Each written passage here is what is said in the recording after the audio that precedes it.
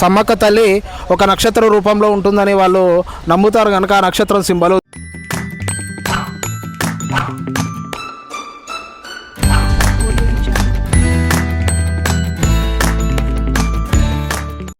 Hello guys, welcome back to our channel. అనుకోకుండా ఈరోజైతే మనం మేడారం జాతర ప్రోగ్రాము ఫిక్స్ చేసుకున్నాం.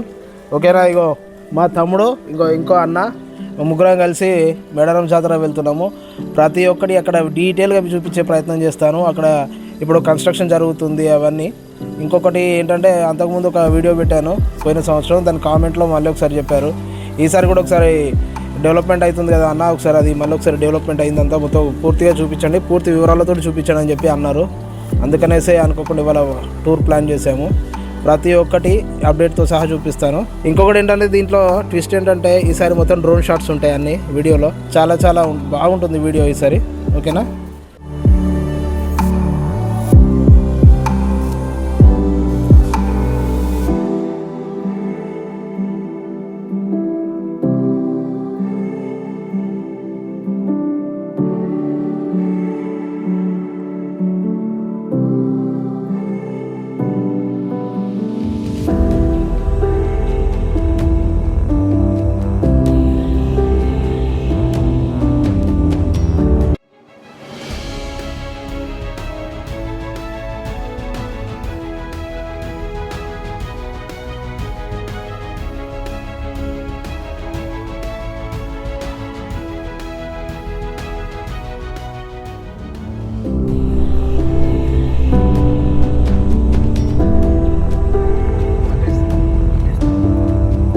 ఓకే గైస్, ప్రస్తుతానికి అయితే మనం ఇక్కడ గట్టమ్మ టెంపుల్కి వచ్చాము. సమ్మక్క మేడారం జాతరకు వెళ్తున్నాం కదా, ఇక్కడ గట్టమ్మ టెంపుల్ దగ్గర ఉన్నాం కదా, చూడండి.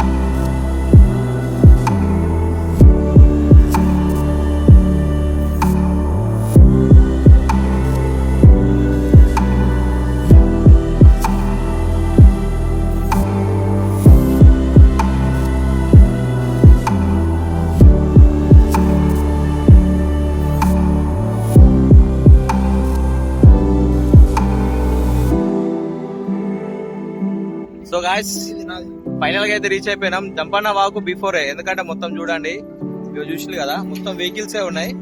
అటు ముందుకు కార్లు అయితే పంపిస్తలేరు. సో ఇక్కడైతే మేము ఇక్కడ కార్ అయితే పార్క్ చేసినాం, చూసింది కదా.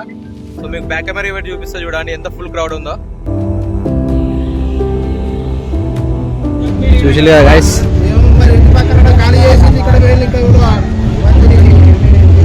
అనుకుంటే క్రౌడ్ ఫుల్ ఉంది. సాటర్డే సండే రేపు ఎల్లుండి అయితే మాత్రం ఘోరంగా పబ్లిక్, ఎక్స్పెక్ట్ చేయలేము అది.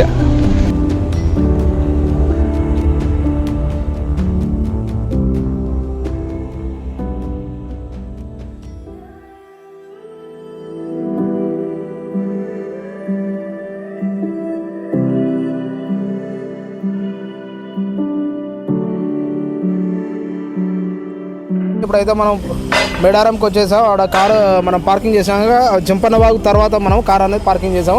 అక్కడ నుంచి నడుచుకుంటూ వచ్చాం, మనం ఆటోలో వచ్చాము, చూసారు కదా ఆ వీడియో అంతా.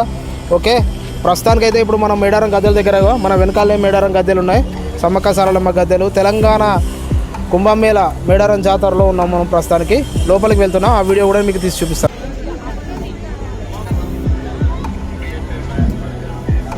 మేడారం ఇది దక్షిణ ద్వారం దగ్గర పక్కన ఇది.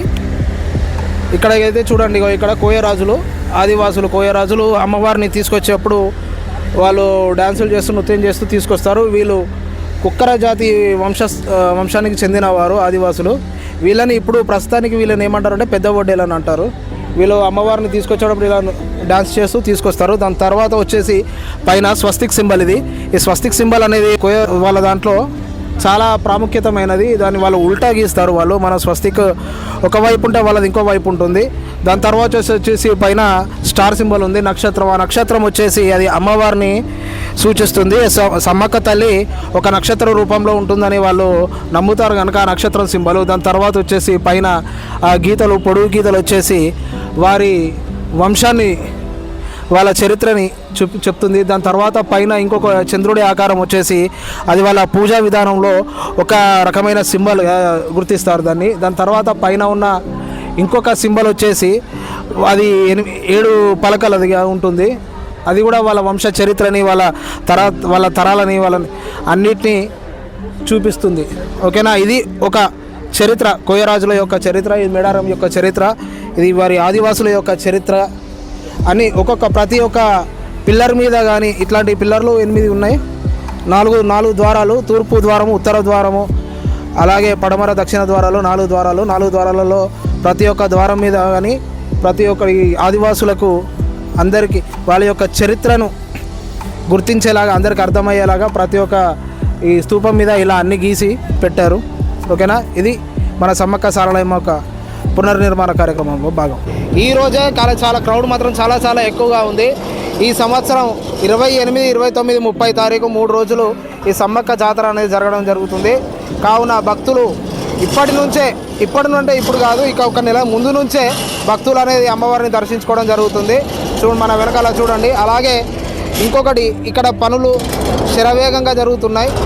ఇంకొక ఈ 28, 29, 30 తారీఖు జాతర ఉంది కదా, దానికోసం అని ఇక్కడ పనులన్నీ చాలా ఫాస్ట్గా జరుగుతున్నాయి. ఇప్పుడు మనం వచ్చేసి తూర్పు ద్వారం దగ్గర ఉన్నాం. మనం ఆ తూర్పు ద్వారం నుంచి, ఈ ద్వారం నుంచే చిలకలగుట్ట నుంచి అమ్మవారిని, సమ్మక్క సారలమ్మ తల్లిని తీసుకొచ్చే ద్వారం ఇది.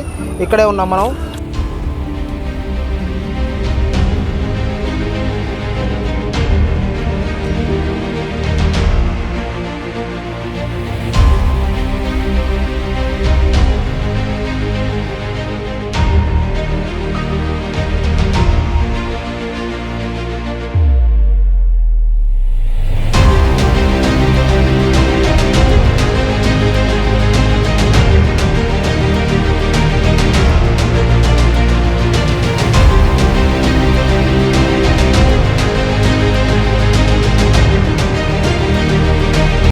సో గాయస్, ఇప్పుడు మనం ఎక్కడ ఉంటే చిలకలగడ్డ దగ్గర ఉన్నాం.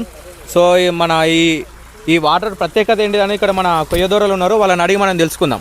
ఇది చిలకలగట్టు, ఇది సిన్ని మేడారం అంటారు. అమ్మవారిది ఏయిగల్ల తల్లి సమ్మక్కది, వనదేవతది.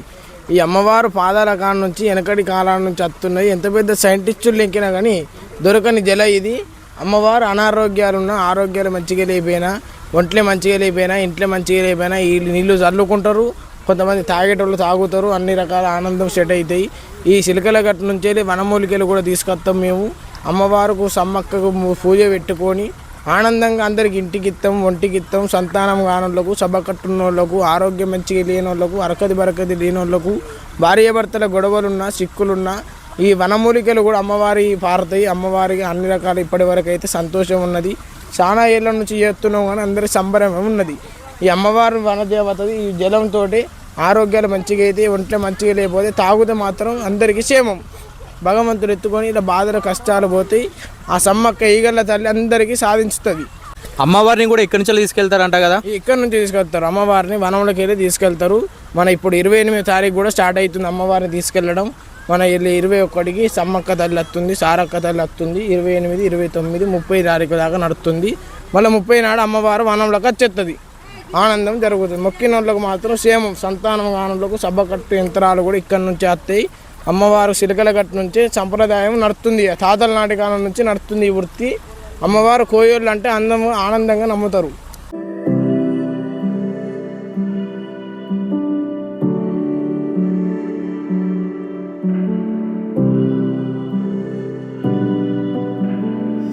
ఫైనల్గా అయితే వంట అయిపోయింది. ఇక తినేసి మన సమ్మక్క సారక్క జన్మస్థలానికి స్టార్ట్ అవుదాం. ఇక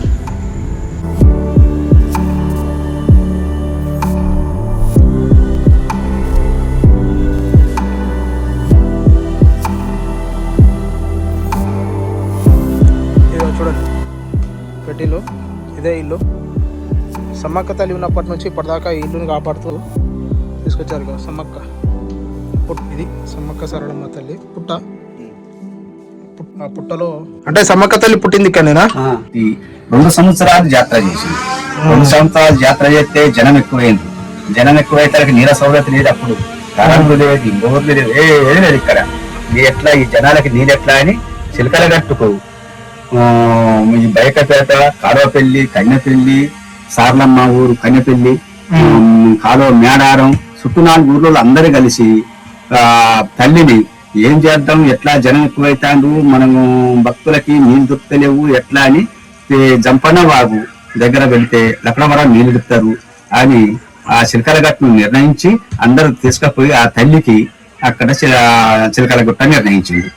ఇప్పుడు ఆ చిలకల గుట్ట నుంచే ఈ మాఘ పౌర్ణమి రోజు తల్లిని సప్పులతోని మేళాలతోని ఆ తల్లిని గద్దెకి తీసుకొస్తాను.